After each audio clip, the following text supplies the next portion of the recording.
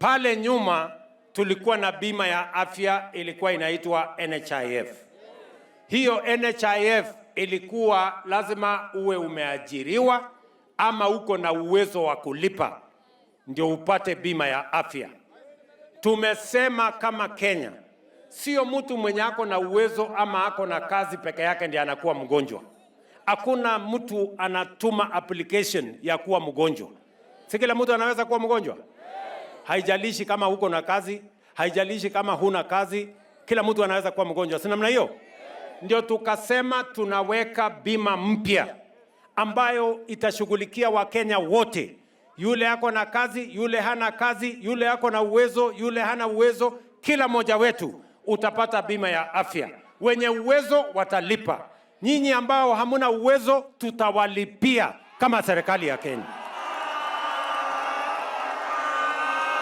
Ninyi mnanielewa?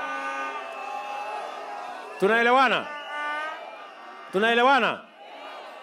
Sikizeni. Huyu mjumbe wenu huyu wa Seka, imagine alikuwa analipa 1,700. Unasikia? Mama mboga alikuwa analipa 500. Sasa hapo mnaona kuna ukweli hapo? Ati mtu huyu Aseka, mtu anapata karibu shilingi milioni 1, analipa 1,000. Ati mama mboga ambaye pesa yake yote ni shilingi 3,000, analipa 500. Si mnaona hapo iko ubaguzi? Sasa kwa hii mfumo mpya, huyu Aseka sasa analipa karibu 30,000 kutoka 1,000 kila mwezi huyu. Ndio tuweze kupata pesa ya kulipia mama mboga na kulipia mtu ya bodaboda na kulipia yule ambaye hana kazi. Na wewe mwananchi wa kawaida, saa zingine mimi nauliza mwananchi, mbona hujajisajili? Anasema mimi sina pesa. Nani alikuambia kujisajili inahitaji pesa? Sasa unaona huyu tena anasema anataka fare. Sasa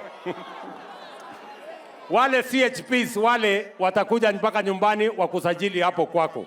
Ndio hakuna maneno ya fare. Tumeelewana? Wewe mwananchi, mimi nataka nikuambie. Sasa sisi tunakatwa pesa ndio tuwasaidie nyinyi muweze ambao hamuna pesa kupata matibabu. Lakini lazima wewe ujisajili. Useme mimi ni mama fulani, mimi ni mzee fulani. Ndio tujue kwa hiyo hospitali yenu kuna watu wangapi. Ndio tujue tutalete dawa kiasi gani. Tutaongeza wadaktari kiasi gani. Tutalete vifaa, microscope na nini na x-ray na nini ya kutosha watu ngapi. Sijui kama tunaelewana jameni. Mutajisajili ndio tushughulike na mambo ya matibabu. Tumesema hivi, hatutaki mwananchi aende hospitali tena atibiwe atinauze mali yake ili aweze kulipa matibabu. Matibabu yote italipwa sasa na serikali ya Kenya kupitia bima ya afya na support ya serikali ya Kenya.